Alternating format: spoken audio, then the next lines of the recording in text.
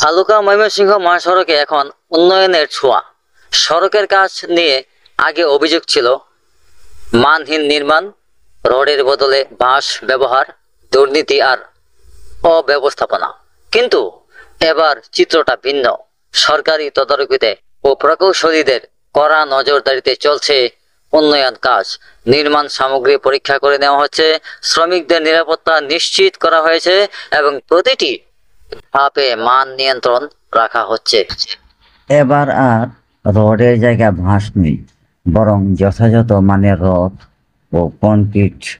তারা স্থানীয় বাসিন্দারা আশাবাদী এই মহাসড়ক ব্যবহারে তারা সবসময় উপকৃত হবেন এবং ব্যবসায়ীরা তাদের মালামাল নির্বিঘ্নে গাড়িতে আনা করতে পারবে।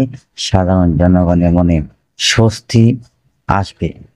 আশা করি অতি দ্রুততম সময়ের মধ্যে এবং কোয়ালিটি সম্পন্নভাবে কাজটি কমপ্লিট করা হবে। ধন্যবাদ সবাইকে।